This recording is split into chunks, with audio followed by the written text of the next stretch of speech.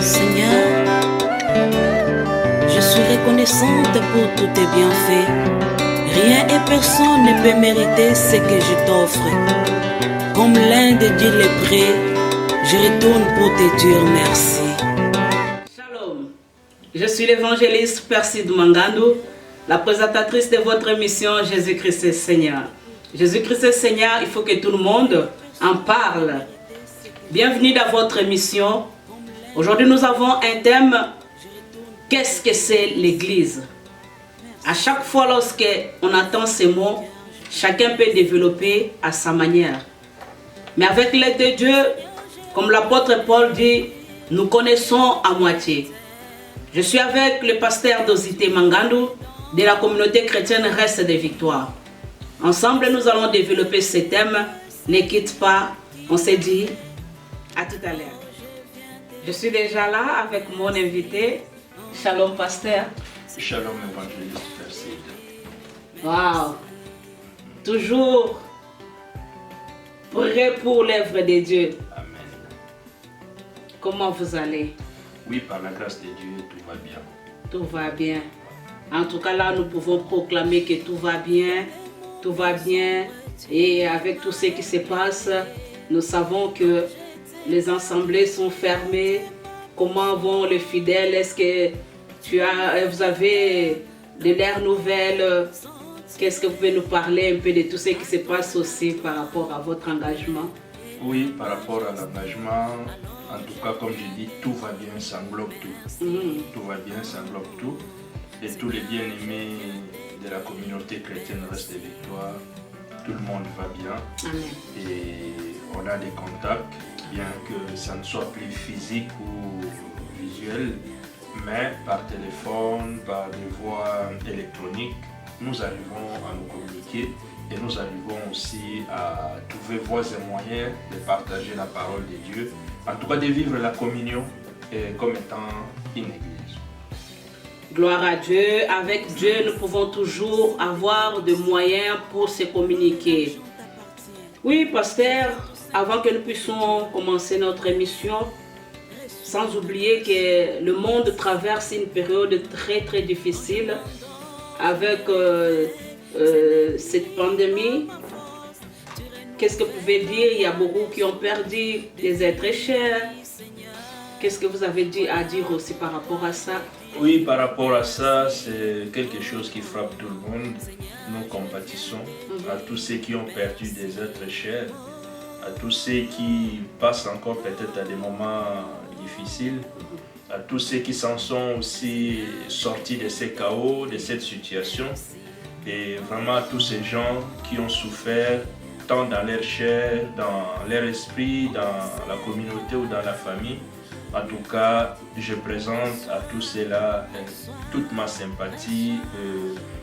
Je partage la douleur, la souffrance avec eux parce que c'est une situation qui arrive à tout le monde. On n'est pas encore sorti dans tout cela et je pense, en tout cas, on doit compatir à tous ces gens-là et à ce moment qui est pénible pour nous tous. Un moment qui est pénible pour nous tous. Vraiment, comme on dit toujours, que prenez soin de vous, malgré que les gouvernements peuvent décider aussi que sortez, allez au magasin, mais toi-même, tu peux aussi te préserver parce que c'est pas encore fini. C'est pas encore fini pour te protéger, que ce que les autres peuvent te dire aussi. Que le Seigneur vous bénisse, que la paix du Christ demeure dans vos maisons. Et nous commençons notre moment. Pasteur, je pense que vous êtes mieux placé pour nous parler de ces grands thèmes qui est Église. Qu'est-ce que ça veut dire, l'Église? Bon, en tout cas, dire que je suis mieux placé, oui, je pense que je peux ajouter quelque chose, mais dans l'Église de Dieu, c'est la complémentarité. Donc c'est la complémentarité, c'est l'ajout, mais je peux, par rapport à ce que le Seigneur peut permettre, répondre à cette question. Et trop souvent, quand on demande c'est quoi l'Église, il y a certaines questions quand on pose, on peut répondre par oui ou non. Ça finit juste par oui ou non. Mais il y a d'autres réponses dans certaines questions. Pour répondre, il ne faut pas que ça s'arrête qu'à oui et non. Il faut un peu plus. C'est comme quand on pose la question, c'est quoi l'Église? Et l'Église, on ne peut pas tout simplement la définir avec un seul mot ou juste quelques deux mots. Mais l'Église, quand on parle, c'est d'abord un mot qui vient de la langue grecque, qui signifie ecclésia. Ecclésia qui signifie assemblée. Mais quand on parle d'ecclésia qui signifie assemblée, c'est un mot qui est le dérivé aussi d'un verbe ou de ce mot qui vient qu'on appelle ek kelao. Donc qui signifie sortir hors de. Ça qui signifie, ça vient de sortir de, hors de. Et à partir de là, quand on pense à ce qu'est l'ecclésia comme église, comme étant assemblée, et comme étant ceux qui sont sortis hors de, alors on ne peut pas donner qu'une seule définition. Et je dirais par rapport à l'église, d'abord, l'église véritable qu'on doit d'abord avoir en esprit, c'est cette église que Jésus lui-même avait parlé. Dans Matthieu, je pense dans Matthieu chapitre 16, dans Matthieu chapitre 16, à partir du verset 18, Matthieu 16, 18, c'est Jésus qui avait dit, à Pierre, donc, où pour la première fois dans la Bible, on parle de l'Église. Ça, c'est la toute première fois où on parle de l'Église dans la Bible. Mais c'est à partir du verset 17 et plus accentué dans le verset 18. La Bible dit, Jésus prenant la parole lui dit, tu es heureux Simon, fils de Jonas, car ce ne sont pas la chair et le sang qui t'ont révélé cela, mais c'est mon Père qui est dans les cieux. Et moi, je te dis que tu es Pierre, et que sur ces rocs, je bâtirai mon église, que les portes du séjour des morts ne prévaudront point contre elle. Dans certaines versions, on dit, tu es Pierre, sur toi Pierre, je bâtirai. Mais ici, c'est bien, on diffère que tu es Pierre, mais sur les rocs, je bâtirai mon église. Ça, c'est pour la première fois quand Jésus a parlé de la mention d'église. Et donc, quand on veut définir l'église, concernant Jésus, qui en est, c'est lui qui a commencé, donc nous dirons que l'église, c'est le rassemblement ou l'unité de tous ceux par la foi croient en Jésus-Christ et qui sont intégrés dans les corps du Christ, dans cette église qui est l'église invisible de Jésus-Christ. Voilà. Donc c'est ça un peu dans la définition de ce qu'est l'église dans la vision, dans la pensée de Jésus-Christ. Et cela, on les retrouve aussi dans le livre de 1 Corinthiens, dans le chapitre 12, et à partir du verset 12 et 13, où il dit que c'est le corps du Christ. Donc c'est invisible.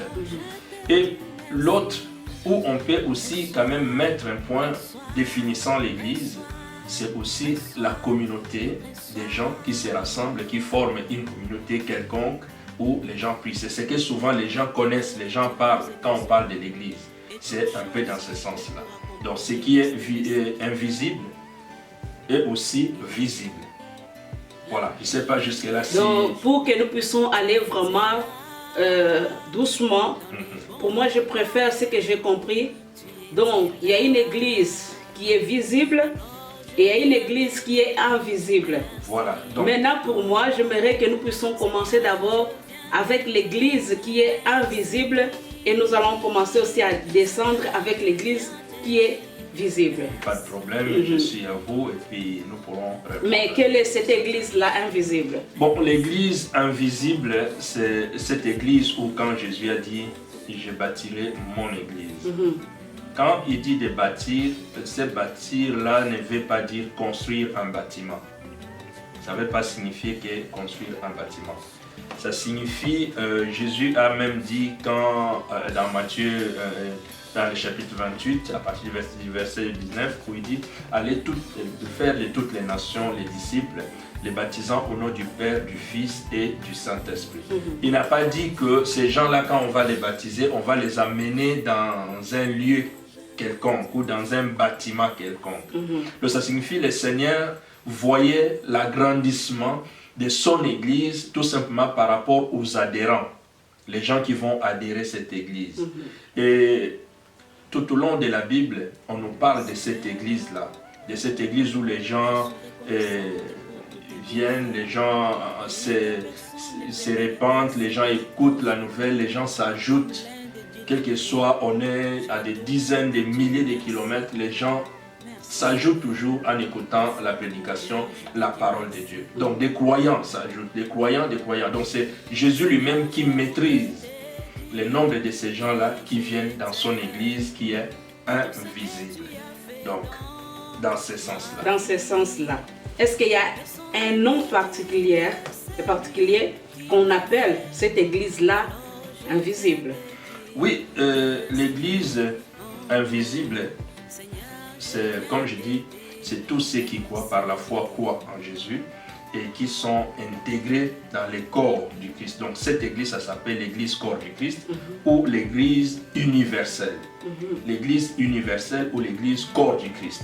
Donc quand on parle du corps, donc on voit corps, oui, comparé comme je l'ai dit dans 1 Corinthiens, attends, c'est mieux de le lire, 1 Corinthiens chapitre 12, le verset 12 et le verset 13.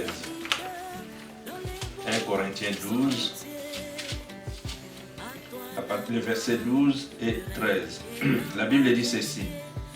Car comme le corps est un, et il a plusieurs membres, comme tous les membres du corps, malgré leur nombre, ne forment qu'un seul corps, ainsi en est-il de Christ. Nous avons tous en effet été baptisés dans un seul esprit pour former un seul corps. Soit juif, soit grec, soit esclave, soit libre. Nous avons tous été abreuvés d'un seul esprit. Donc, qu'on soit juif, qu'on soit qui que ce soit, qu'on soit, nous tous nous formons un corps. Donc on voit que c'est un corps spirituel. C'est un corps spirituel.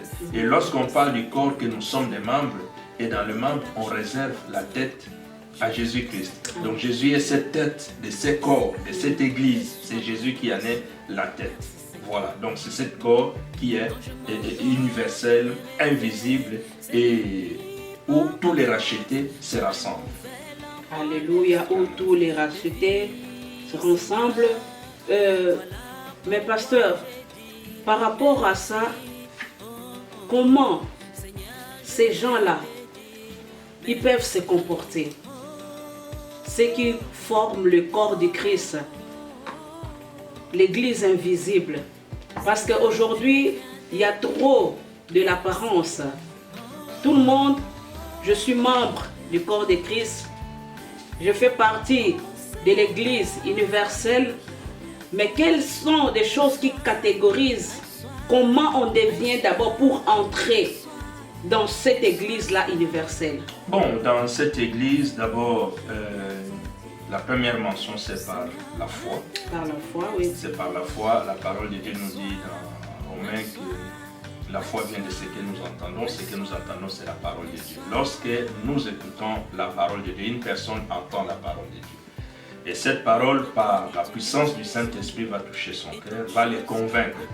Et quand ça les convainc, et c'est ça qu'on passe dans l'étape de la repentance. Donc quelqu'un se voit pécheur. Et quand on se sent coupable et pécheur, et c'est à ce moment qu'on a besoin d'un sauveur. Alléluia. Et quand on a besoin d'un sauveur, cela nous pousse à recevoir Jésus-Christ comme Seigneur et Sauveur de notre vie. Et dès le moment où on reçoit Jésus-Christ comme Seigneur et Sauveur, le Saint-Esprit vient habiter dans la personne qui a cru. Et cette personne est intégrée dans cette église-là qui est l'église corps du Christ. Qui est l'église corps du Christ. Et il y a un petit détail qui en est, c'est que, oui, bien sûr, Jésus, quand il a dit « Sur ces rocs, je bâtirai mon église », à ce moment, l'église n'était pas encore formée, l'église n'avait pas encore pris vraiment sa fonction. Et c'est le jour de la Pentecôte.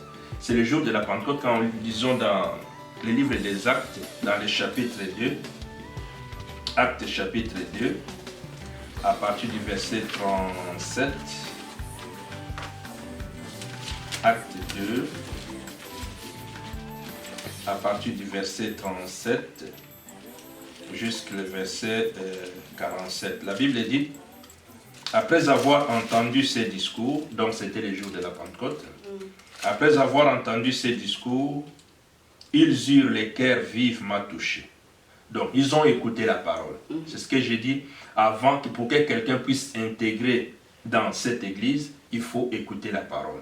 Il faut écouter ce qui touche ton cœur, qui va te convaincre. Et puis les gens disent, et quand ils eurent écouté, après ces discours, ils eurent les cœurs vivement touchés, et ils dirent à Pierre et aux autres apôtres, hommes frères, que ferons-nous? Pierre leur dit, repentez-vous, que chacun de vous soit baptisé au nom de Jésus-Christ pour le pardon de vos péchés, et vous recevrez les dons du Saint-Esprit. Car la promesse est pour vous, pour vos enfants et pour tous ceux qui sont au loin, et aussi un grand nombre que le Seigneur notre Dieu les appellera. Et par plusieurs autres paroles, il conjurait et les exhortait, disant, sauvez-nous et sauvez-vous de cette génération perverse. Ceux qui acceptèrent sa parole furent baptisés, et en ces jours-là, le nombre de disciples augmenta d'environ 3000. D'environ 3000. Donc voilà, c'est ça qui montre que pour intégrer cette église, c'est à l'écoute de la parole. Amen. Et cette parole qui va te convaincre. Et on sent que je suis pécheur, de moi-même je ne peux pas. Et c'est à ce moment l'occasion nous est donnée de recevoir le pardon. Et quand on reçoit le pardon, le Saint-Esprit vient à nous et nous intégrons ce corps du Christ, cette famille. C'est autrement appelé la famille ou la communauté des frères et des sœurs, tu intègres.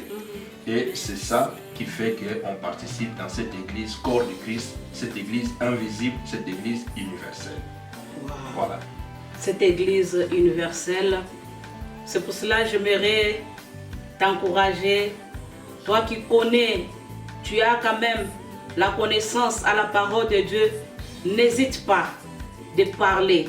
N'hésite pas, parce que parmi peut-être une personne qui va t'écouter, il va faire comme ces groupes de gens qui ont écouté la parole de Dieu, qui ont demandé qu'est-ce que nous pouvons faire. Et les apporter aussi cette parole, ce message de la repentance, où les gens vont reconnaître que non, sans Jésus, nous ne sommes rien. Sans Jésus, la vie que nous avons ne nous amènera à nulle part. Vraiment que le Seigneur nous bénisse. Ma joie est tellement immense de savoir que j'ai des frères et des sœurs partout dans le monde entier que je ne connais même pas. Voilà, donc c'est ce que je dis. Le Seigneur lui-même connaît les noms. Amen. C'est le Seigneur lui-même qui connaît les noms. Parce que la Bible nous dit que c'est pas simplement dire ou citer ce qui est le nom de Dieu ou de Jésus, mais ce qui fait de nous enfants ou membres de ce corps du Christ. C'est vraiment au plus profond de notre vie. Parce que c'est une relation personnelle. Amen. Amen. Donc avec Jésus, c'est appartenir dans l'église corps du Christ, dans l'église universelle, dans l'église où c'est de racheter. C'est une relation personnelle. C'est pas à moi de dire que toi tu es dans cette église ou pas. C'est ça. Ou c'est pas quelqu'un à me dire si je suis dans cette église ou pas. Mais c'est moi-même. C'est d'abord mon engagement. C'est ma relation. Et cette relation, je dois m'auto-contrôler. Alléluia. Je dois faire l'auto-contrôle. De savoir si c'est vrai ou pas. Parce que souvent, l'intérieur de l'homme, le cœur de l'homme peut cacher certaines choses que ceux qui sont même tout autour de lui ne savent pas. C'est ça. Mais le Christ qui nous voit, comme il dit, je connais mes brebis et mes brebis me connaissent. Et ces brebis entendent ma voix. Donc ça signifie que c'est une relation personnelle. C'est une relation personnelle. Dès qu'on a cette relation, on est intégré automatiquement dans cette famille invisible. Mais Dieu, le Seigneur lui-même connaît les siens. Il connaît les siens. Lui-même, il connaît les siens. Mais sache que tu as des frères et des sœurs, peut-être camerounais, ivoiriens, chinois, je ne sais pas où. Lorsque tu vois seulement celui ou celle qui te dit qu'il a reçu Jésus-Christ comme son Seigneur et Sauveur, sois dans la joie. ne te retient pas. Ne le juge pas aussi, parce que lui-même, le Dieu qui voit au-delà de ce que les hommes peuvent voir, il sait. Gloire au Seigneur. Oui, pasteur, nous avançons déjà. Je vois que nous avançons vraiment très bien, très bien, très bien, très bien. Et j'ai une question aussi que je peux poser encore pour cette famille-là. Comment cette famille-là peut garder l'unité ou la communion, de partager quelque chose qui est d'ensemble? Parce qu'aujourd'hui, on a remarqué qu'il y a trop de méfiance. Moi, je suis congolaise, je dois être seulement avec des Congolaises. Moi, je suis ivoirien, il faut que je sois avec les Ivoiriens. Je suis suisse, je peux commencer à beaucoup citer. Mais comment on peut faire pour vivre cet amour-là, cette unité? Bon, là, c'est comme vous avez essayé déjà de dire au début, j'ai donné ce sens de cette église invisible et universelle. Amen. Mais dans cette question, je vois ça nous ramène à ce qu'est l'autre partie de l'église visible. Allez-y. Voilà, parce que ce qui est invisible, Jésus ne va pas tout simplement opérer dans ce qui est invisible. Parce que la mission, il a donné à des personnes qui avaient le sang, qui avaient l'eau, qui avaient les corps, qui avaient les pieds, parce qu'il les avait dit, allez, faites de toutes les nations. C'est ça. Et en les faisant des disciples, des croyants, c'est d'abord dans les domaines spirituels. Mais ces gens-là, comme nous avons lu ici dans le livre des Actes, dans le verset 41, disant que ceux qui acceptèrent sa parole furent baptisés, et en ces jours-là, le nombre de disciples augmenta d'environ 3000. Donc ça signifie les 3000, on pouvait compter. C'était des personnes, c'était des hommes, des femmes, on pouvait les compter, les gens qui ont reçu. Et à la question de dire, étant ces rassemblements des rachetés, qui croit à ce sauveur qui a payé sa vie pour tous ceux-là.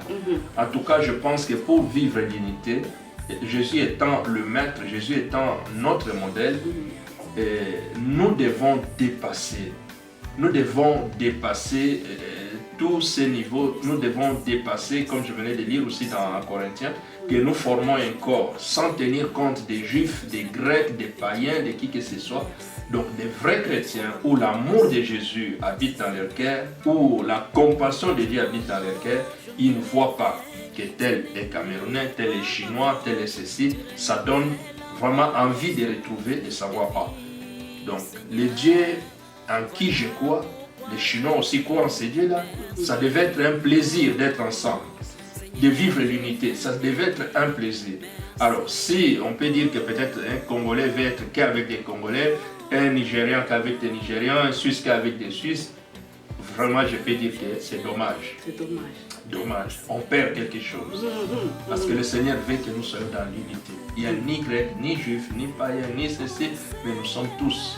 Et comme il est dit dans Ephésiens chapitre 2, le verset 14, que des deux il en a fait qu'un, parce que c'est Christ qui en fait. Wow. Voilà, donc c'est ça. Pour ça, comme on a dit déjà qu'on va entrer dans notre deuxième thème de l'église qui est visible, je pense que ce qui est visible, c'est que ça a commencé un jour ou quelque part pour que les autres puissent imiter. Parce que ce qui est invisible, c'est lui-même le maître de l'univers qui a décidé de parler de cela et puis ça a commencé. Et maintenant, ce qui est visible, ça a commencé quoi et comment? Oui, ce qui est visible, donc l'église visible, je pense dans la continuité du livre des Actes des Apôtres, de ce que nous venons de lire le jour de la Pentecôte. Et on pensait que ces gens qui parlaient, ils étaient ivres. Et ça, je peux dire, c'est la première prédication pour commencer l'église, c'était le jour de la Pentecôte. Donc l'église visible aussi, l'église en aimant sur la terre, a commencé le jour de la Pentecôte. Lorsque le Saint-Esprit est descendu, et ces jours-là, Pierre avec les autres, ils étaient vraiment dans l'extase, et c'est Pierre qui parlait. Les gens pensaient que Pierre était ivre. Et c'est ça, l'église qui avait commencé.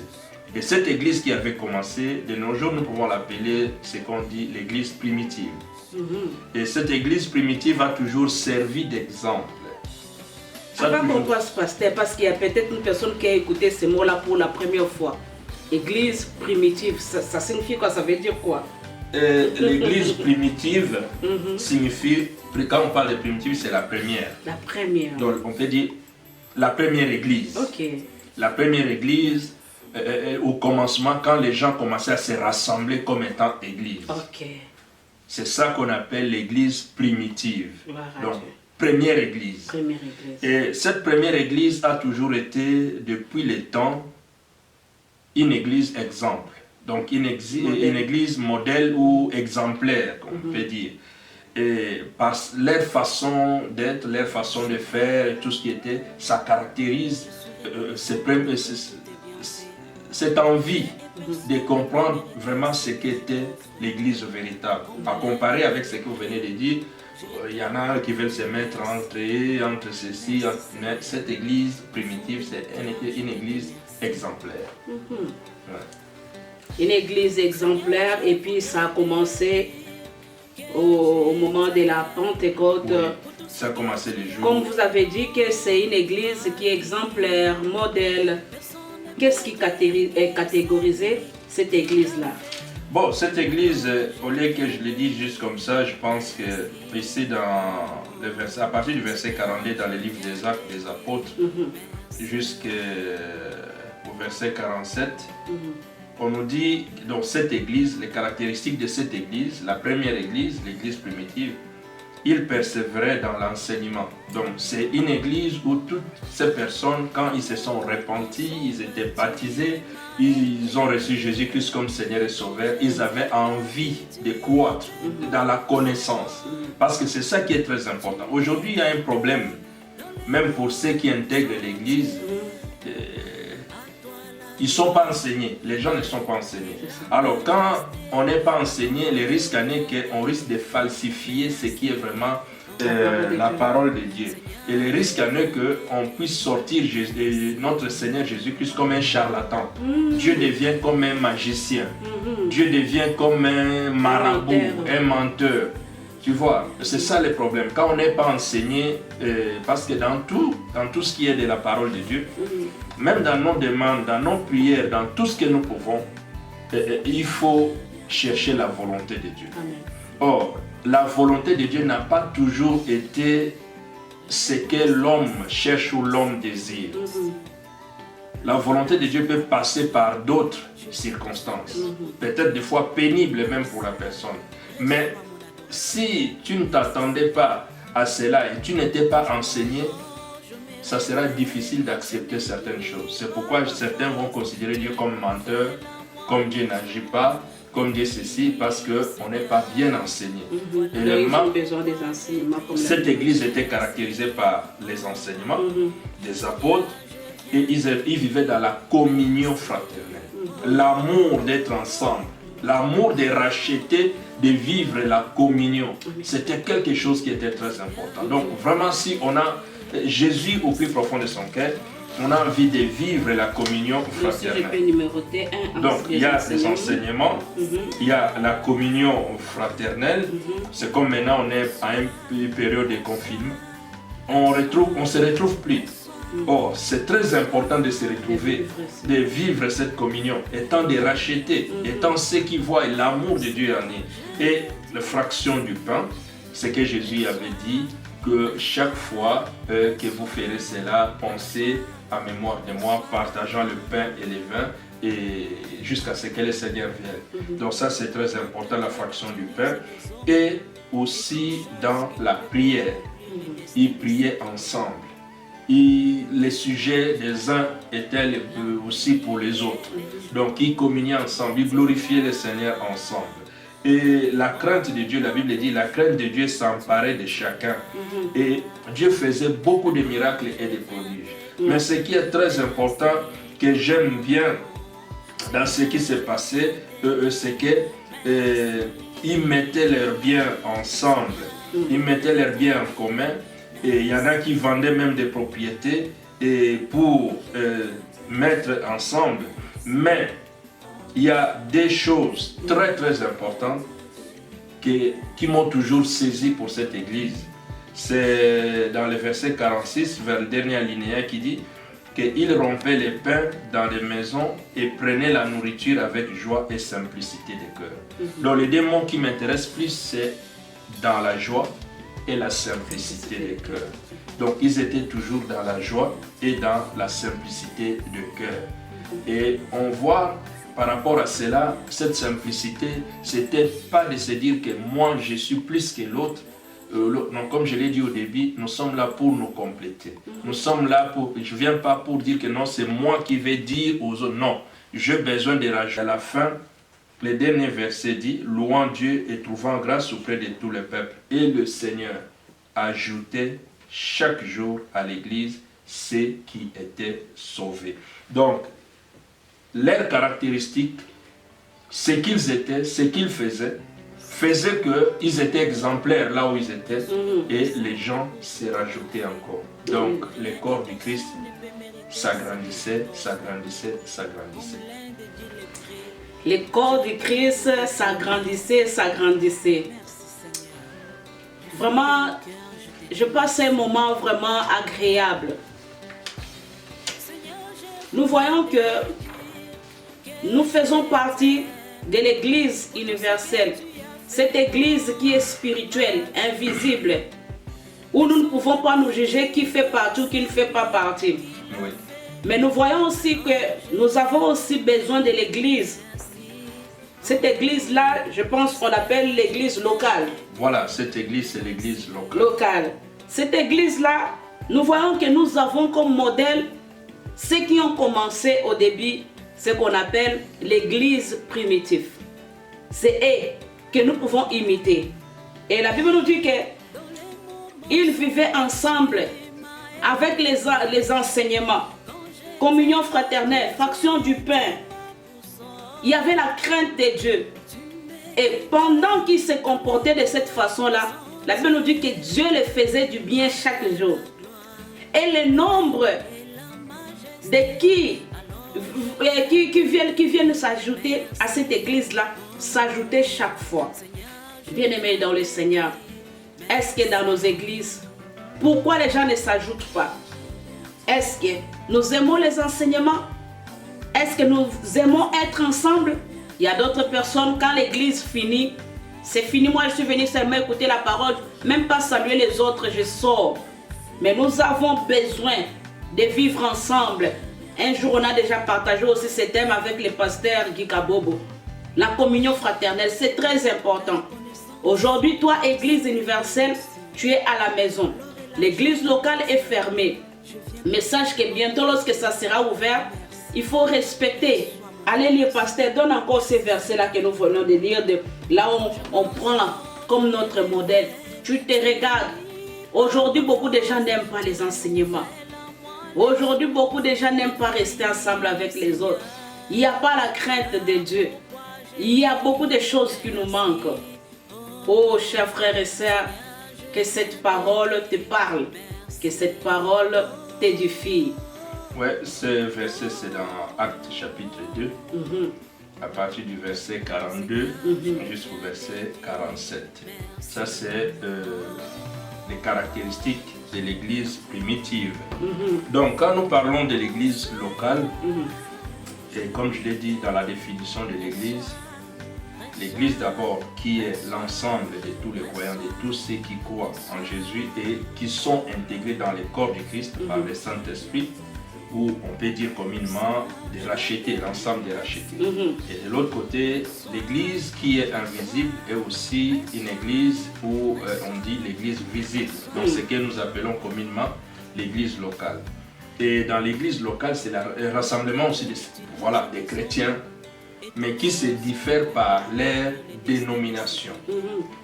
L'église locale, c'est toutes les églises que nous voyons qui se déterminent par leur dénomination. Par exemple, le Reste des Victoires. Reste des Victoires. Assemblée chrétienne de Vienne. L'église catholique, c'est l'église locale. Église. La bonne nouvelle, tout. La bonne nouvelle, ou ceci, c'est des églises locales. Amen. Toutes ces églises sont des églises locales. Il y en a peut-être avec un grand nombre de membres, de personnes qui viennent, Il y en a avec des petits nombres. Et comme quand Paul salue Philémon, il dit salue l'église qui est dans ta maison. Donc cette petite église aussi, c'est considéré comme étant église locale. Et où Jésus va dire, même dans Matthieu 18, où il va dire que quand 2, 3 sont unis en son nom, il est là. Et pour encore mettre la mention sur l'église spirituelle ou l'église universelle, corps du Christ, qui est invisible, c'est ce que Jésus avait dit l'autre fois avec la femme samaritaine, disant que les vrais adorateurs adoreront le Père en esprit et en vérité. Donc ça signifie c'est la dimension spirituelle. Et être vrai adorateur, comme je l'ai dit toujours, ça c'est très important, c'est très très important. C'est pas à moi de dire que toi, tu es une vraie adoratrice ou de dire que moi je suis un vrai adorateur, mais c'est le Seigneur qui connaît les siens. Amen. Le Seigneur connaît les siens et les siens les connaissent. Et des fois, quand les gens se disent, oui, il y en a qui veulent profiter de cela comme si les vrais adorateurs ou qui adoreront le Père en vérité, en esprit, c'est eux. Faisons attention. Avec ce qui est de Dieu, il faut faire attention. C'est comme on dit, il faut prendre avec des pincettes. Il faut prendre avec des pincettes. Donc tout ce que nous voyons, on voit peut-être. Et ces églises locales se caractérisent à ces bâtiments qu'on voit, où les gens se rassemblent, la communion des gens pour célébrer des cultes, pour vivre ensemble dans la communion. Et voilà, c'est ça qui est un peu visible. C'est ça qui est visible. Oui. Et j'aimerais encore ajouter une question par rapport à ça, avant que je pose la question à l'homme de Dieu. L'homme de Dieu a dit quelque chose de très important, qu'on a salué une église qui était dans une maison, chez une servante Lydie. Non, chez Philémon. Philémon. Maintenant, j'aimerais t'encourager aussi, pendant ce moment de confinement, de faire de ta maison une église locale. Tu fais déjà partie de l'église universelle, mais fais de ta maison une église locale. Commence à rassembler. Peut-être c'est toi qui peux prendre le devant ou bien ton mari. Prenez le temps de partager la parole de Dieu en famille. Que les enfants puissent connaître aussi qui est Jésus, lui qui est la tête de cette église-là. C'est très très important. Vous avez quelque chose à ajouter, pasteur? Moi, c'est ce verset-là qui est dit dans le livre de Philémon, dans le verset 2, qui est dit à la sœur Afia, à Archip, notre compagnon de combat, et à l'église qui est dans ta maison, donc dans la maison de Philémon.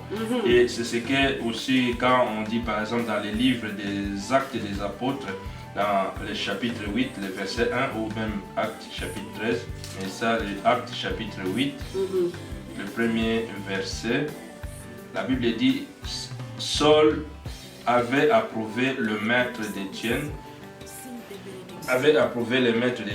il y eut ces jours-là une grande persécution contre l'église de Jérusalem et tous excepté les apôtres. Donc l'église de Jérusalem, on peut dire c'était une église locale. L'église de Jérusalem c'était l'église locale. Et comme ça il y a des mentions comme ça où on a cité l'église d'Éphèse, l'église de Corinthe, l'église de ceci. Toutes ces églises étaient des églises locales et où on pouvait trouver l'adresse, où on pouvait écrire quelque chose et la lettre va arriver à la destination parce que c'est une église. Voilà, donc c'est ça aussi qui est les caractéristiques de cette église visible. Que le Seigneur soit loué. L'autre fois, j'avais suivi votre message pendant les séminaires que vous avez eu de 3 jours pour parler de la Pâque spirituelle. Vous avez dit que dans chaque chose, il y a un commencement, il y a aussi une fin. Et qu'est-ce que je peux dire?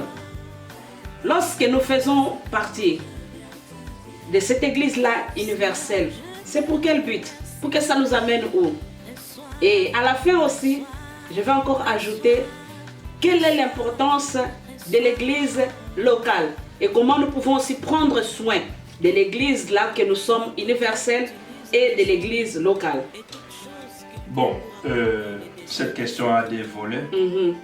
Le premier volet, c'est de savoir, comme je dis, chaque chose qui commence a une fin. Tout ce qui a commencé finira un jour. Et on voit qu'il y a certaines choses qui ont déjà commencé et qui sont déjà finies. Et chaque fois qu'on Ecclésiaste le dit, Salomon le dit. Nous naissons, il y a un temps pour naître, il y a un temps pour ceci, donc ce n'est pas moi qui l'invente. Et l'Église a commencé les jours de la Pentecôte. Et comme l'Église a commencé les jours de la Pentecôte, la mission est claire. Et nous savons aussi que par rapport à notre cours des temps, les temps avancent. Il est dit que un jour il y a des trompettes, il y a la trompette qui sonnera et l'Église sera enlevée. Donc l'Église sur la terre attend l'enlèvement. L'Église sur la terre attend l'enlèvement du Seigneur. Donc à partir de l'enlèvement, l'Église ne sera plus sur la terre. Et d'ailleurs quand nous lisons dans les livres d'Apocalypse,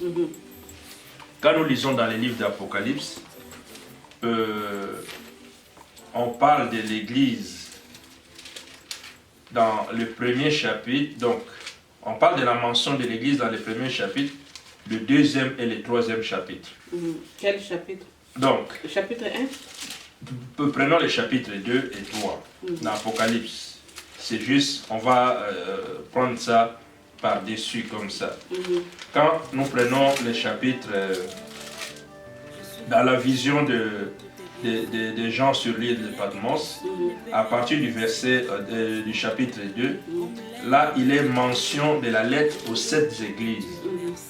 On parle de 7 églises. Ces 7 églises représentent toutes ces églises locales que nous connaissons.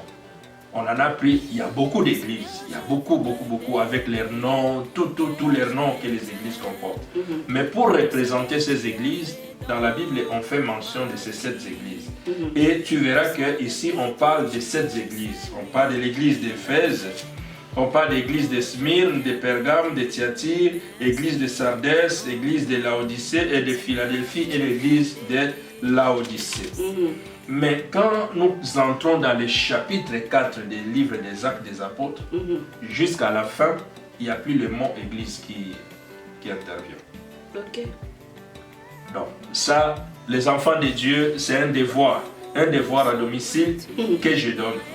Donc, tu verras que à partir du chapitre 4 du livre d'Apocalypse, on ne parle plus d'église. Ici, l'église change les noms. L'église change de nom et l'église devient épouse. Donc, l'église devient épouse. L'église devient troupeau. L'église devient, donc ça rentre dans sa dimension spirituelle. Donc, le commencement de l'église était spirituel. Après, c'est devenu visible où on peut voir. Mais la fin de l'église sera spirituelle. Ce qui est né de Dieu est de Dieu. Donc, c'est pourquoi il y a une fin. Donc, la fin de ce qui sera l'église sur la terre, ce sera dans l'enlèvement au jour des trompettes. C'est la fête des trompettes. Quand ça va sonner, l'église sera enlevée. Pour se préparer maintenant à devenir cette épouse qui sera à la rencontre de son époux. Et voilà. Maintenant, c'est quelle église là? C'est reste de victoire ou bien c'est... Non. C'est pas un reste de victoire, ce n'est pas assemblée de, ce n'est pas la main de Jacob, ce n'est pas les héritiers de, ce n'est pas arche de... Ce n'est pas arbre de vie, la vigne de Berne, non, pas du tout. Non. Tous ces noms resteront ici. Mais le Seigneur en connaît, le Seigneur sait. Amen. Il connaît l'œuvre, il connaît le travail, il connaît... écrit tout dans ce livre. Il écrit tout, il connaît tout ce que ses serviteurs ont enduré. Et il y a une chose qui est très importante à ne pas oublier. Dans ces églises locales ou dans ces églises ici sur la terre, le Seigneur, pour équiper, pour que ses enfants puissent être bien nourris dans l'enseignement, comme on a dit, de vivre la communion, tout, il a équipé des hommes et des femmes. Là, je vais revenir, pasteur. Voilà. C'est ça, peut-être vous allez revenir après. Mais Dieu a équipé des personnes pour tout simplement accompagner cette église. Mais lorsque l'église va retourner dans son état initial, l'état spirituel, auprès du Seigneur, parce que le Seigneur va enlever son église. D'ailleurs, c'est l'événement que l'Église attend maintenant. L'événement que l'Église attend maintenant, quand bien même il y a encore d'autres dans les séminaires dont vous venez de dire, j'ai évoqué cela pour parler qu'il y avait les 7 grandes fêtes de l'Église à l'époque même des Juifs, mais on a déjà 4 qui se sont accomplies, la fête des Pâques, la fête des pains sans levain, la fête des prémices et la fête des Pentecôtes. Ça, on l'a déjà consommé. Il nous en reste encore 3, et ce qui fait le bloc de la fête des tabernacles. Et dans cette fête des tabernacles, il y a d'abord la fête des trompettes, il y a la fête d'expiation et il y a la fête des tabernacles où Jésus-Christ régnera. Donc c'est ça un peu, mais à partir de la fête des trompettes, l'Église qui restera, qui sera, ne sera plus Église bâtiment, mais ça sera l'Église spirituelle qui continuera. Car ce qui est de la chair finira et ce qui est spirituel, alors mieux vaut pas appartenir dans cette Église spirituelle que d'être dans une Église locale. C'est notre Église, c'est nous qui avons commencé, c'est nous qui ceci, fermer la porte aux autres. Non, non, ça ne sert à rien. Mieux vaut appartenir dans l'Église universelle, corps du Christ. Corps de Christ. Amen. Mais est-ce que c'est tout le monde? Parce que la Bible nous dit que dans Éphésiens 5 au verset 27, qu'il viendra chercher une église qui est sans ride, comment je peux lire, hein? Oui. Afin de faire paraître devant lui cette église glorieuse, sans tache ni ride, ni rien de semblable, mais saint et irrépréhensible. Ouais. Qu'est-ce que vous avez ajouté à ça? Oui, c'est ça, c'est la promesse, que c'est ce que je dis, que pendant ce temps... Il faut que nous nous préparons. Oui, pendant ce temps, c'est ça que je voudrais ajouter. Dans Éphésiens, chapitre 4, à partir du verset 11, et nous allons jusqu'au verset... voilà, je dis jusqu'au verset 15. La Bible dit ceci: et il a donné les uns comme apôtres, les autres comme prophètes, les autres comme évangélistes, les autres ceci, pasteurs, docteurs, pour le perfectionnement des saints. Amen. En vue de l'œuvre du ministère et de l'édification du corps de Christ. Donc l'Église qui est ici sur la terre, ces rassemblements des croyants, ceux qui viennent dans l'Église, ceux qui s'ajoutent, comme dans les livres des Actes, on a entendu que les gens s'ajoutaient par rapport à leur témoignage, par rapport à tout ce qui est. Même aujourd'hui, les gens s'ajoutent. L'Église continue, l'Église n'est pas encore finie. L'Église continue sa marche. Tant que le Seigneur n'est pas encore revenu, comme il avait promis que je reviendrai, je m'en vais au Père, vous préparez une place, je reviendrai. Il parle aux siens, parce que comme je l'ai dit, Jésus physique qu'on pouvait voir dans les rues de Capharnaüm, ça c'est fini. Maintenant Jésus est entré dans la dimension de sa gloire. Et il a besoin de collaborer avec ceux qui connaissent sa voix, ceux qui entendent sa voix. Et quand on vient directement, on se répand, on reçoit Jésus-Christ comme Seigneur et Sauveur, à ce moment on est encore faible. On est encore bébé spirituel.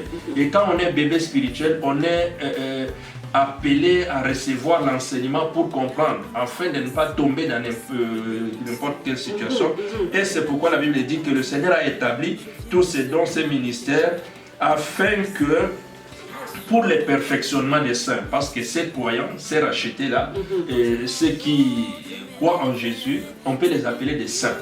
On peut les appeler des saints en vue de l'édification du corps du Christ, jusqu'à ce que nous soyons tous parvenus à l'unité de la foi, et nous parvenons à l'unité de la foi et de la connaissance du Fils de l'homme. Donc il faut la connaissance. La connaissance va nous préserver de beaucoup de choses. Si on ne connaît pas, si aujourd'hui les enfants de Dieu font n'importe quoi et se donnent à n'importe qui, c'est parce qu'on ne connaît pas. C'est pourquoi j'ai dit au début, les gens considèrent Dieu comme un charlatan, comme un marabout, comme quelqu'un comme quelqu'un à qui a notre dette, on doit lui mettre la pression pour qu'il... Non, c'est pas comme ça que Dieu agit. Si Dieu agissait comme ça, Joseph ne serait pas vendu par ses frères. Joseph ne pouvait pas vivre tout ce qu'il avait vu, mais c'était le chemin par lequel Dieu le préparait pour préparer un jour qu'il va faire de grandes choses avec la famille de Jacob. Donc des fois, quand on a la connaissance, on saura maintenant dire, ah, des fois Dieu agit de telle manière. Mais le plus important, c'est ceci. Dans le verset qui continue, et de la connaissance du Fils de Dieu à l'état d'homme fait à la mesure de la stature parfaite de Christ. Ainsi, verset 14, ainsi nous ne serons plus des enfants flottants et emportés à tout vent des doctrines par la tromperie des hommes, par la ruse et les moyens de séduction, mais professant la vérité dans l'amour, et nous croîtrons à tous égards à celui qui est le chef, à savoir Christ. Le monde dans lequel nous vivons, il y a beaucoup de séducteurs. Le diable connaît son sort. C'est ça, c'est ça. Le diable connaît son sort, il connaît sa finalité. Mais il ne lâche pas. Il ne lâche pas. Il met la pression. Et il a ses acolytes. Il y a certaines personnes qui considèrent que leur vie, le bonheur qu'ils passeront, c'est ici, sur cette terre. Ils s'en foutent. Et ils savent aussi leur sort est déjà scellé. Mais pour un enfant de Dieu, pour celui qui veut ne pas un jour souffrir, parce que nous avons encore la possibilité, parce que Jésus ne vient pas forcer. Quand bien même on dit, pour appartenir dans cette famille, on ne force personne. C'est ça, c'est ça. Celui qui écoute la parole, il est convaincu par cette parole et il voit qu'il a besoin d'un sauveur dans sa vie. Il tourne son cœur pour accepter Jésus-Christ comme Seigneur et Sauveur. Donc, voilà, pour nous empêcher d'être emportés à tout vent, il faut qu'on s'y mette, il faut qu'on suive et qu'on reste attaché pour la perfection et de ce qui est nécessaire pour partenir dans ce corps du Christ. Amen, amen, amen, amen. Pasteur, j'aimerais encore revenir à une question, ça me reste encore moins des questions. Et vous avez dit que Dieu a établi, au début nous avons compris que c'est Christ qui est la tête de l'Église. Et vous venez d'ajouter encore qu'il a établi les gens, ces gens-là, ils sont là pour accompagner ses membres, je peux dire, pour que lorsqu'il va venir, qu'ils puissent le prendre. Et une fois j'ai écouté une question, il y a une personne qui a posé la question. Qui sont les plus importants dans l'église? Est-ce que ce sont les pasteurs, le musicien, le membre? Je n'avais pas compris pourquoi ils ont posé cette question-là. Je peux avoir la réponse, mais j'aimerais aussi, comme j'avais dit au début que vous êtes mieux placé, pourquoi j'ai dit ça? Si on peut poser la question que comment on prépare le steak ou bien quelque chose comme ça, au niveau professionnel, on va demander à un cuisinier. Donc vous aussi, comme j'avais dit que vous êtes mieux placé, parce que vous êtes pasteur, vous exercez dans une église locale, vous faites aussi partie du corps des membres de l'église universelle. C'est pour ça que je vais vous poser la question. Par rapport à cette question-là, il y a beaucoup de gens qui pensent que c'est le pasteur qui est supérieur, c'est les musiciens, je ne sais pas par rapport à ça. Comment vous pouvez définir ou bien donner l'importance à chaque rôle que tout le monde peut jouer à l'église? Bon, en tout cas, par rapport à là, en me posant cette question, ce que je sens, ce que je comprends directement, c'est de savoir que il y a le regard charnel. On peut avoir un regard charnel par rapport à ce qu'est l'église, quand on ne connaît pas c'est quoi l'église. C'est ça. Et il y a certaines personnes qui sont plus focalisées dans l'église locale, l'église visible. Et je pense que si on pose cette question, c'est par rapport à cette église visible. De savoir qui est important, qui n'est pas important. Qui est le plus grand, qui est le plus petit. Qui est le plus grand, qui est le plus petit. Je pense Jésus, on lui a déjà posé cette question aussi. Lorsqu'on a posé à Jésus cette question, il a pris un enfant, il l'a mis au milieu de ceux qui l'ont posé. Et il a dit que c'est lui qui croit et qui reçoit la parole comme ce petit enfant, c'est celui. Et Jésus a aussi encore démontré pour dire que celui qui est le plus grand, c'est celui qui est le serviteur. Donc il faut être serviteur. Et quand on est serviteur, c'est pourquoi il a lavé les pieds même de ses disciples. Et quand moi je comprends, par exemple, quand je lis dans Actes des Apôtres chapitre 4, le verset 11 et 12, la Bible dit « La pierre rejetée par vous qui bâtissez et qui est devenue la principale des langues. Il n'y a de salut en aucun autre nom, car il y a sous le ciel aucun autre nom qui ait été donné parmi les hommes par lesquels nous devions être sauvés. » Voilà, donc ça signifie même les fondements de l'Église, c'est Jésus lui-même. Amen. Le fondement de l'église, c'est Jésus lui-même. Jésus est la tête. C'est lui qui est le premier. C'est lui qui est ceci. Et tous les autres enfants de Dieu, c'est comme aussi, bon, trop souvent quand je vais, c'est pas pour critiquer ou quoi que ce soit, j'arrive des fois dans certaines églises locales où je vois la place réservée peut-être au pasteur, c'est une place dorée, tout ceci, mais sous la croix de Jésus, dans l'église, nous sommes tous au même niveau. Il n'y a pas un qui est plus supérieur que l'autre. Il n'y a pas un que lui, on va lui étaler ceci, on va faire ça. Non, non, ça devient l'idolâtrie. Ça devient des choses qui... Il n'y a pas... On ne peut pas dire que c'est les musiciens qui sont plus que... On ne peut pas dire que c'est les pasteurs qui est plus que... Quand on est dans la communion, fraternelle, on ne peut pas voir que celui-là est plus quoi que ce soit. Non. Et on dit la charité bien ordonnée commence par soi-même. Des fois, nous sommes à l'église, que quand on fait quelque chose, la manifestation, tout, on a mangé ensemble. Moi, comme étant pasteur, ça ne m'empêche pas peut-être de faire à manger pour que tous ces gens qui sont là puissent manger. Moi, ça ne m'empêche pas. Ce n'est pas quelque chose qui me rabaisse non plus, mais je le fais avec plaisir. Cela aussi ne fait pas aussi que si, par exemple, on a fini pour nettoyer, qu'on puisse nettoyer et que je participe aussi au nettoyage. Ce n'est pas quelque chose qui va me complexer. Donc par là, vous pouvez dire que chaque personne à l'église, que ce soit pasteur, a une place très importante aux yeux de Dieu. Chacun a une place précieuse aux yeux de Dieu. Et nous restons toujours enfants de Dieu. Et voilà, ça fait le plus grand amour d'ailleurs, c'est plus de donner. Mais on tient à souligner quand même qu'il faut qu'il y ait du respect. Voilà, ce qui est important qu'on ne peut pas oublier, c'est qu'il y a le respect, il y a la hiérarchie, il y a dans l'organigramme, dans ce qui est de l'église, et on doit respecter même celui qui est un enfant, on doit les respecter. Mais s'il y a le respect, d'ailleurs, chaque société, chaque organisation ne marche que s'il y a le respect. Amen. Ici, il y a le respect mutuel des uns des autres. Il n'y a pas un qui doit dire comme si les donneurs de... Non, ça ne sert à rien.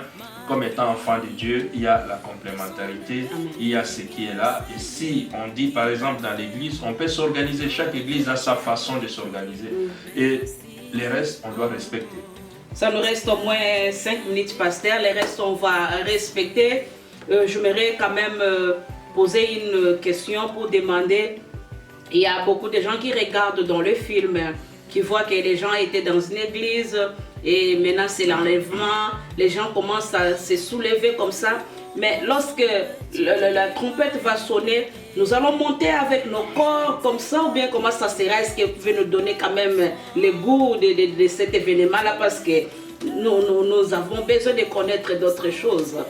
Bon, pour connaître tout cela, c'est dans les livres des Thessaloniciens que cela est dit. Dans les livres des Thessaloniciens, c'est ce qui est dit dans les livres des Thessaloniciens pour parler de l'enlèvement. L'enlèvement de l'église. Comme je l'ai dit, l'église a commencé les jours de la Pentecôte. Maintenant, nous vivons les temps de l'église, autrement appelé aussi les temps de la grâce. Les temps où le Saint-Esprit est avec nous. Le Saint-Esprit est dans nous. C'est le Saint-Esprit qui nous conduit pendant ce temps, le Saint-Esprit qui nous a intégrés dans cette église-là. Donc nous vivons la porte ouverte de la grâce. Et beaucoup de chrétiens se posaient des questions de savoir comment ça va se passer. Parce qu'ils savaient que l'événement qui attend l'église maintenant, c'est l'enlèvement. Et les Thessaloniciens aussi, pour eux, c'était une inquiétude. Mais écoute ce que l'apôtre Paul va leur parler. Amen.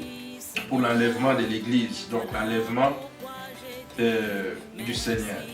Dans 1 Thessaloniciens 4, à partir du verset 13, la Bible dit: nous ne voulons pas, frères, que vous soyez dans l'ignorance au sujet de ceux qui sont décédés, afin que vous ne vous affligez pas comme les autres qui n'ont point d'espérance. Car si nous croyons que Jésus est mort et qu'il est ressuscité, nous croyons aussi que Dieu ramènera par Jésus avec lui ceux qui sont décédés. Voici en effet ce que nous vous déclarons. D'après la parole du Seigneur, nous les vivants, restés pour l'avènement du Seigneur, nous ne devancerons pas ceux qui sont décédés. Car le Seigneur lui-même a un signal donné à la voix d'archange et au son de la trompette descendra du ciel et les morts en Christ ressusciteront les premiers. Donc ici c'était pour dire tout simplement que nous les vivants, si cela arrive, parce qu'il y a deux événements, qu'un enfant de Dieu, celui qui appartient à l'église universelle, celui qui va à l'église, doit savoir. Deux événements nous attendent devant, avec notre relation avec Jésus. Il y a le retour de Jésus par l'enlèvement de l'église, ou bien la mort peut nous surprendre. Et c'est là où on parle. Ceux qui sont morts déjà, ceux qui sont déjà morts, mais qui avaient l'espérance, qui croyaient, qui appartenaient dans l'église universelle, corps du Christ. D'ailleurs, il n'y a que le corps qui meurt. C'est le matériel qui meurt, mais l'âme vit toujours. L'âme est vivante. Et comme l'âme est vivante et l'esprit est vivant, et c'est ça qui restera de telle sorte que lorsque va arriver ce moment, et ceux qui sont déjà morts physiquement, nous précéderont. Et dans le livre de 1 Corinthiens, chapitre 15, à partir de là, quand l'apôtre parle, il parle de la transformation de ce qui sera en un clin d'œil. Au verset 50. Voilà, en un clin d'œil, comment ça va se passer. Et cela va se passer qu'il y aura une transformation. Il y aura une transformation. Ça sera un corps glorieux parce que ça sera plus ces corps-là. Ça sera plus, c'est Jésus, c'est Dieu lui-même qui est le maître de tout. Il est souverain, il a la suprématie sur tout. Pouf, ça change. C'est Dieu qui gère tout. C'est Dieu qui gère tout. Alors, ça sera comme ça. Et nous, ce que nous devons, c'est l'espérance et la confiance que nous devons avoir, la confiance totale envers notre Dieu. Amen, amen, la confiance totale à notre Dieu. Ouais. Lorsque la trompette va sonner, nous n'allons pas avec ces corps, même si tu étais malade, n'aie pas de soucis. Tu auras un corps sans... Il y a un petit détail. C'est pas à ce moment que l'Église sera directement épouse de Jésus-Christ. C'est pas à l'enlèvement que Jésus et l'Église sera directement l'épouse. Non. L'Église va se préparer parce que les nonces seront lorsqu'on va fêter la fête des tabernacles. Amen. Mais c'est que l'Église sera enlevée parce qu'il y aura un moment, après l'enlèvement de l'Église, le monde va continuer, mais ça sera une situation difficile, très difficile. Mais l'Église de Jésus-Christ sera enlevée. Ne va pas assister à toutes ces choses, à tout cela qui vont, et toutes ces choses qui vont se passer. Gloire au Seigneur. Notre Dieu est puissant, je pense, et puis je suis convaincue que tu es en train d'apprendre beaucoup de choses. Pasteur, je me rends compte que vous pouvez ajouter quelque chose pour l'église locale. Il y a beaucoup de gens aujourd'hui, d'autres oui, ils prennent soin de l'église locale, ils négligent l'église invisible. Il y a d'autres qui négligent, donc c'est comme ça je peux dire. Quel conseil que vous pouvez donner aux enfants de Dieu pour soutenir l'église locale d'abord, pour que cette église-là puisse aussi bien marcher? Comment cette église-là peut marcher aussi, pas toujours spirituellement, mais physiquement comme ça? Bon, ce qu'il y a, c'est que moi je pense que c'est pas manque de connaissances. Ce qui est à la base de toute chose, c'est manque de connaissances. Ça signifie quoi? Quelque part, il y a certaines personnes où c'est pas un jugement que je dis ou quoi que ce soit. Il y a la façon que nous nous approchons de Dieu, et dans cette approche, on néglige certaines choses. On néglige certaines choses. Dieu est invisible. Dieu est invisible. Mais comme il est invisible, la manifestation de l'amour que nous pouvons avoir envers notre Dieu, c'est dans ce qui est visible. Envers ce que nous voyons, envers ce que nous côtoyons, là où nous vivons, là où nous sommes. Si quelqu'un sait prendre soin du temple, de lieux, de culte, prend soin de ce qui est, on voit aussi c'est son attachement. Et la Bible nous parle même dans beaucoup d'histoires qui sont passées dans ce qui était de l'Ancien Testament. On nous parle de l'attachement de certaines personnes dans la communauté, dans l'église. Et toutes ces personnes qui faisaient du bien, Dieu les avait récompensées. Et si nous prenons aussi soin de nos églises locales, Dieu nous récompense. Comment on peut les prendre? on sert d'abord Dieu avec tout. Dans un premier temps, c'est que nous devons savoir que tout ce que nous sommes, quand nous croyons en Dieu, et nous voyons que c'est lui qui est le maître de toutes choses, et nous ne sommes que les gérants de ce que Dieu nous a donné. Alors, avec mes biens, avec mon temps, avec mon énergie, avec tout ce que j'ai, je peux les mettre en disposition pour servir le Seigneur.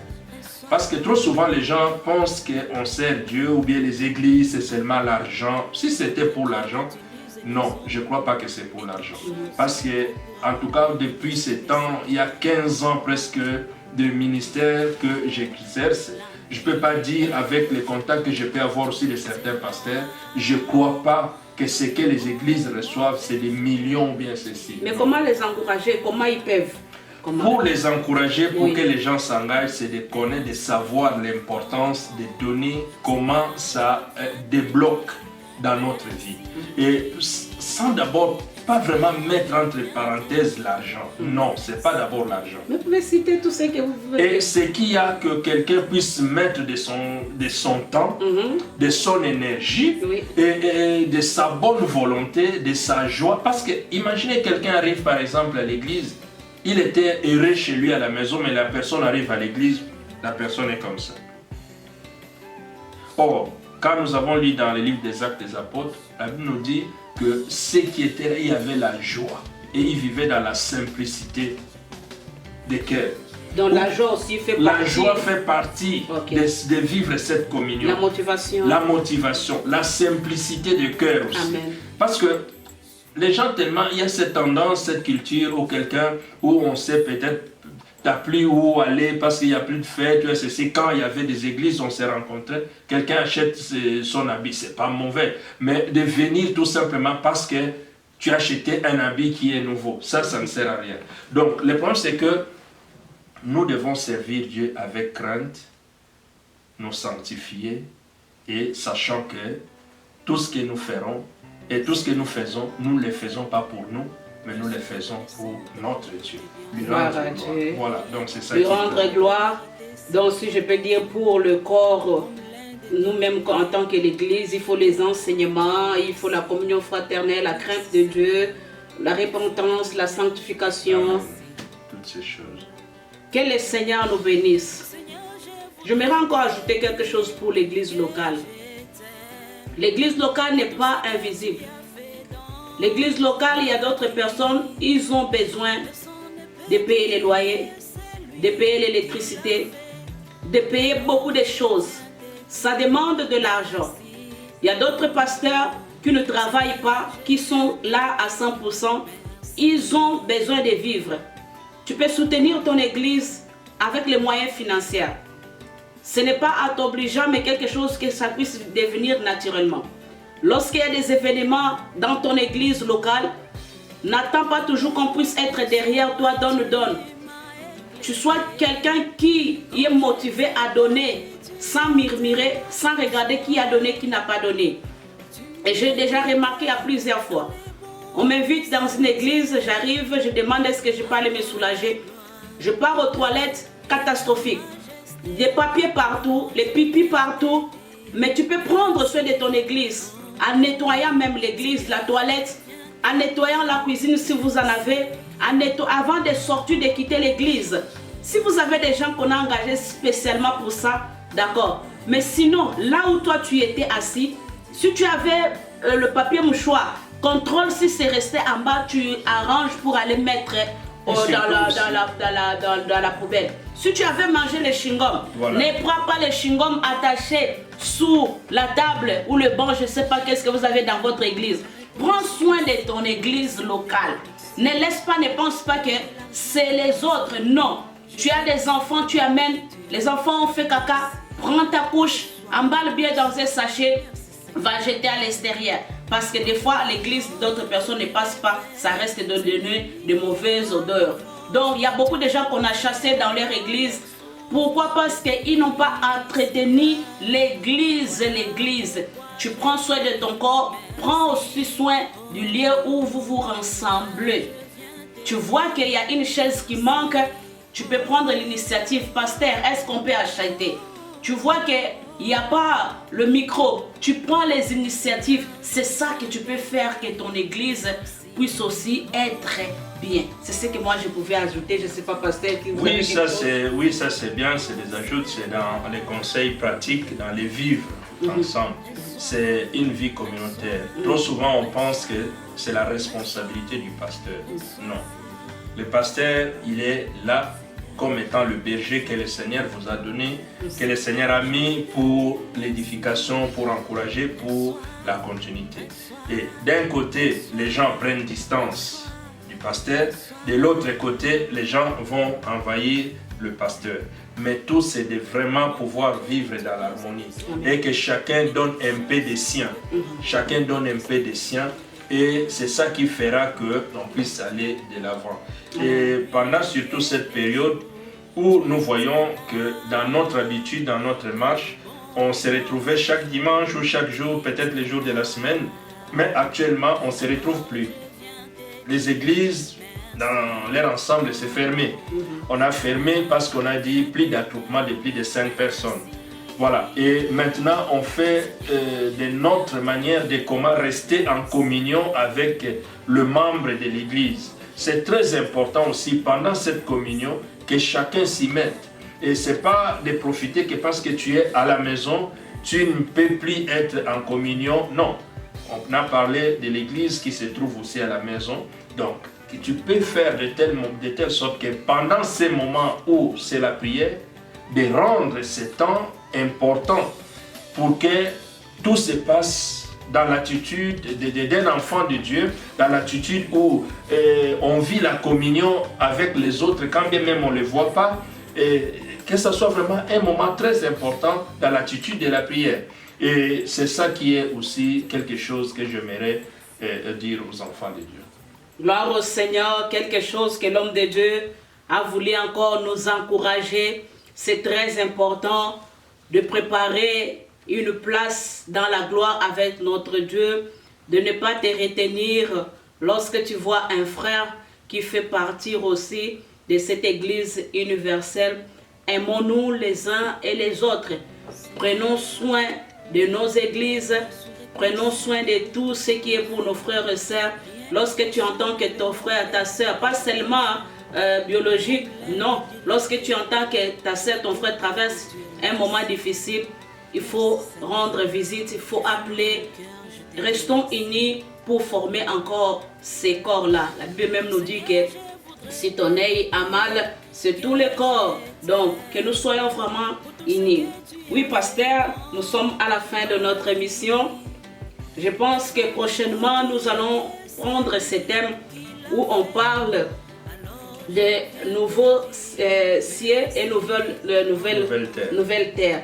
Je pense que ça sera quelque chose aussi que beaucoup voudront écouter. Il faut qu'on puisse développer parce que on marche vers quelque chose, donner un peu le goût. On sait déjà qu'on aura un corps glorieux, un corps qui va se transformer. L'église locale va rester, mais c'est l'église que Christ lui-même il connaît qui viendra chercher lorsque la trompette va sonner. Un mot de la fin pour notre émission d'aujourd'hui. Oui, un mot de la fin. Donc je dis merci pour déjà de lancer pour ce thème.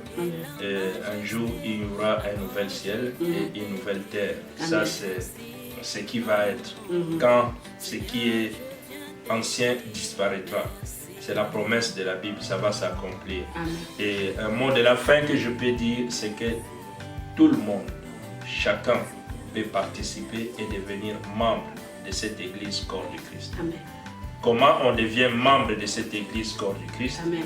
C'est en acceptant Jésus-Christ comme Seigneur et Sauveur de sa vie. Et quand on accepte Jésus comme Seigneur et Sauveur de la vie, on intègre cette famille. Et on a la joie de célébrer, de participer, de vivre l'unité avec les autres. Amen. Tout ce qui était de retenu, les jugements, l'orgueil, les critiques, toutes ces choses, ça tombe tout seul. Alors donc, il faut accepter la parole de la vérité. Il y a la parole de la vérité qu'il faut accepter.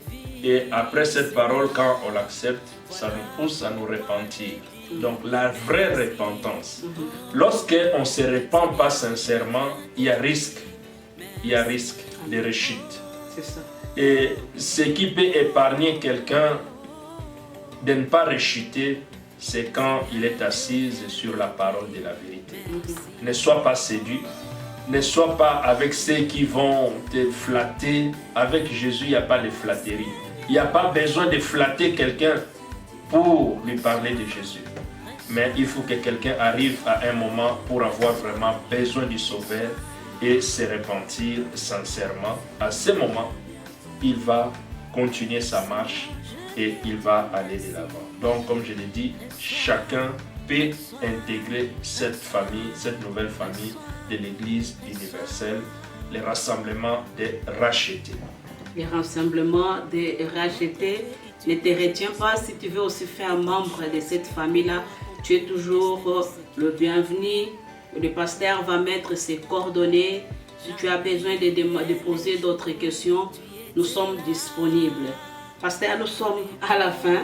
Est-ce que vous pouvez prendre votre verre? On dit Jésus-Christ est Seigneur. Jésus-Christ est Seigneur. Il faut que tout le monde en parle. Oui, nous sommes à la fin de notre émission.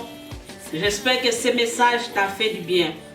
Si ce message a touché ton cœur, tu peux aussi partager avec d'autres frères et sœurs. Ce que nous faisons pour la gloire de Dieu. Peut-être tu entendais parler de l'église, tu négligeais, tu ne savais pas que toi-même tu es église. Tu ne savais pas que tu peux prendre aussi soin de ton église locale. Je pense que ce message t'a fait du bien. À la fin, il faut seulement publier. Allez vous abonner sur ma page YouTube, Jésus-Christ est Seigneur. Vous allez trouver, il y a ma photo qui est là. Il y a beaucoup de chaînes Jésus-Christ, mais là c'est Jésus-Christ est Seigneur. Nous sommes à la fin de notre émission. Bientôt nous allons encore nous retrouver avec ce thème. Un jour il y aura un nouveau ciel et une nouvelle terre. On dit que Jésus-Christ est Seigneur.